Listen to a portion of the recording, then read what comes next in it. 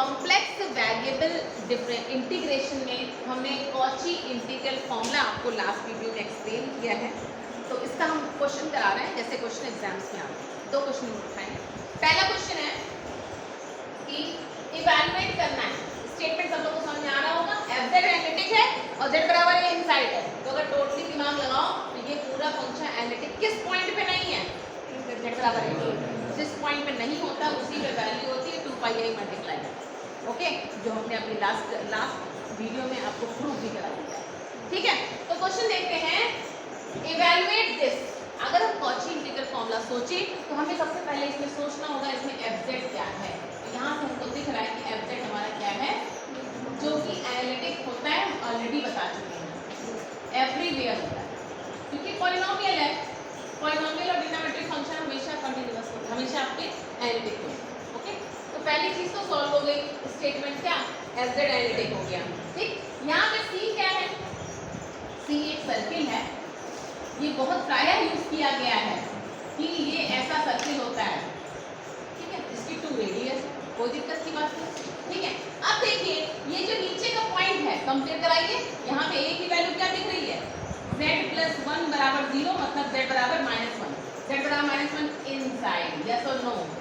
इसका मतलब हम बिल्कुल सही चल रहे हैं, कोई राइट वे कि हमारा जो एफ जेड था सी के अंदर एनालिटिक है, उसमें हमारा एक पॉइंट मिल गया, तो हमारा पूरा जो फंक्शन हो गया f z upon z minus a, वो हमारा एनालिटिक नहीं रह गया किस पॉइंट पे, जेड बराबर -1।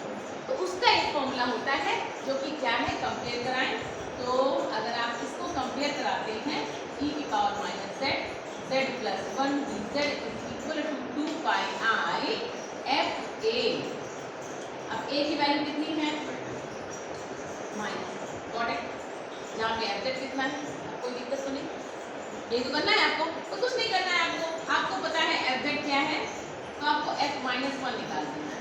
f -1 की वैल्यू लिख दीजिए, कितनी आ गई, माइनस प्लस, आंसर आ गया, हो गया एक लाइन में क्वेश्चन, डन और नॉट।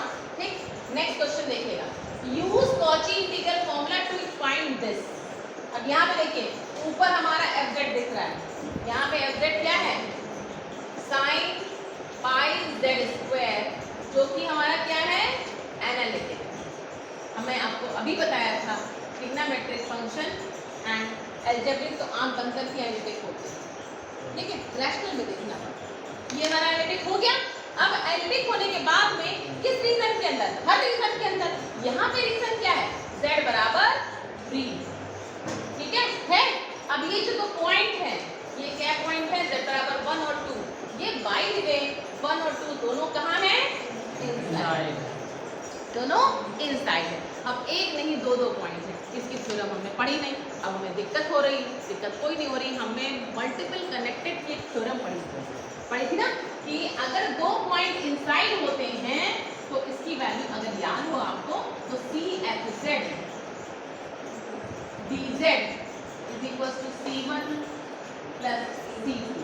बस एक चीज ध्यान होनी चाहिए कि 2 पॉइंट है अगर, तो यहाँ हम लोग 2 पॉइंट लिखते थे, और ये C1 लिया है एक सर्किल, तो ये 1 के अराउंड है, और ये C2 लिया है तो 2 के अराउंड, मतलब कि एक छोटे छोटे सर्किल हमने ड्रॉ किया। बात समझ में आ रही है, क्लियर है। और जब हम C1 लेंगे, मतलब हम कौन सर्किल ले रहे हैं, किसके अराउंड ले रहे हैं, z बराबर 1 के अराउंड, तो इसको हम लोग कैसे लिख देंगे, z - 1 को ऊपर नीचे लिख देंगे, और ऊपर क्या लिख देंगे, sin πz² + cos πz² upon z - 1। भाई ध्यान दीजिएगा, दोनों है नीचे, लेकिन हमने इस तरह से लिख दिया, इससे हमारा वही शेप नहीं आ गया। भाई ये क्या चीज है, z- एक तरह से z - 1 और z - 2, इसकी वैल्यू क्या है, अगर देखो तो ये टुकड़े CFZ ये पूरा है, ठीक, तो ये C1, लेकिन लिखा वही चीज है, लेकिन ऐसे लिख दिया, क्यों, z - 1 नीचे हो गया, और दूसरे में क्या हो जाएगा, C2, तो ये हो जाएगा sin πz² + cos πz², और नीचे मतलब कि इसके नीचे क्या है, z - 1, और होल नीचे क्या है, z - 2 dz। देखो लिखा वही है, लेकिन लिखने का तरीका ऐसे क्यों लिखा, क्योंकि एक में हम छोटा सर्किल z बराबर 1 पे ड्रॉ कर रहे हैं, क्योंकि C1 लिया है हमने और C2 हमने लिया है z बराबर 2 पे। Got it? समझ में आई बात? इसमें हमने लिया है z माइनस a इनसाइड। मतलब कि ध्यान दो जरा, जब हम इसके अराउंड सर्किल ड्रॉ करोगे C1, तो देखो यही तो एक सिंगुलरिटी मिल रही है, तो कंपेयर कराओ तो ये यही है, यहाँ पे mz की वैल्यू ये पूरी है, और अगर इस पे देखो तो यहाँ पे mz की वैल्यू ये है। बात समझ में नहीं आ रही है? क्लियर है? तो अब इसको और कैसे, अब इसमें कौची कौन सा फॉर्मूला लगाओगे? Cauchy integral formula. तो अब ले देखिए फॉर्मूला क्या लग जाएगा, फॉर्मूला के हिसाब से ये हमारा ऊपर का fz है। अब थोड़ा दिमाग लगाइएगा, हमारे हिसाब से तो fz एनालिटिक होता है, लेकिन क्या ये फंक्शन पूरा एनालिटिक है? हाँ है, नहीं है। z बराबर 1 को सर्किल ड्रॉ किया तुमने, 3 ये है। अगर तुमने 1 के अराउंड सर्किल ड्रॉ किया है तो एक ही तो सिंगुलरिटी दिख रही है इसमें, z बराबर 1, z बराबर 2 तो आउटसाइड है। यस और नो? तो अगर देखो तो ये पूरा फंक्शन एनालिटिक है, किस रीजन के अंदर? C1 तो सर्किल है ना z बराबर 1 पे। यस और नो? तो हम कौची इंटीग्रल फॉर्मूला लगा सकते हैं, फॉर्मूला लगा सकते हैं, जो कि क्या हो जाएगा 2 पाई i, और यहाँ पे फंक्शन क्या होगा? sin पाई z स्क्वायर cos पाई z square upon z minus 2, और यहाँ पे z बराबर क्या रखोगे? 1। यस और नो? एग्री? और इसका क्या हो जाएगा? 2 पाई i, और यहाँ पे फंक्शन ये वाला हो जाएगा z माइनस 1 sin पाई z स्क्वायर प्लस cos पाई, और यहाँ z बराबर क्या रखोगे? 2। बात समझ में आएगी नहीं है? हो गया? और इसको सॉल्व कर लो, सॉल्व करके देखो रिजल्ट क्या आएगा भाई। ठीक, कैसे रखोगे? z बराबर 1 रख दो, जब 1 रखोगे तो sin पाई आएगा प्लस cos पाई आएगा, 1 रखोगे तो 1 माइनस 2 क्या हो जाएगा भाई? -1। ठीक है ना? 2 पाई आई दोनों में है तो कॉमन ले लो, तो इसमें क्या आ जाएगा? क्या रखना है? 2 रखना है, तो क्या आएगा?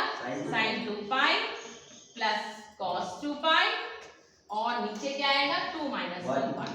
फिर से पॉज करो मेरी बात को एक बार फिर से फाइनली सुन लो। हमने क्या किया है? सबसे पहले ये हमने z बराबर 1 पे एक सर्किल ड्रॉ कर दिया, उसको कह दिया C1, और z बराबर 2 पे एक सर्किल ड्रॉ कर दिया और उसको कह दिया C2।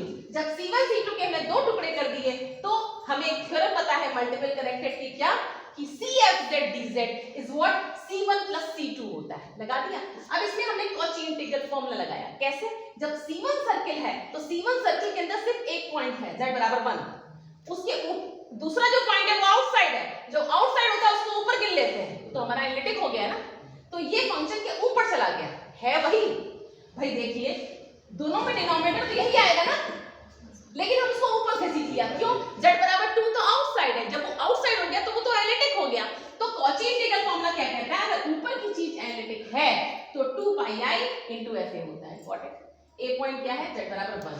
इसी तरह से हमने z बराबर 2 सर्किल जो ड्रॉ किया था, उस सर्किल के अंदर जो फंक्शन होगा एनालिटिक वो ये पूरा होगा। z बराबर 1 तो उसके अंदर है ही नहीं, तो इसमें हमने 2 पाई i fa लगाया, जहां पे a की वैल्यू है z बराबर 2। दोनों को सॉल्व किया और इसका आंसर आप निकाल लीजिए। बिल्कुल सही, गुड। और इसका आंसर आप लोग निकाला होगा, निकाल लीजिएगा, और इसका आंसर फाइनली आ रहा है 4 पाई i। गुड। तो ऐसा लॉन्ग क्वेश्चन एग्जाम में आता है, पॉज करके कई बार इसको देखिएगा। धन्यवाद।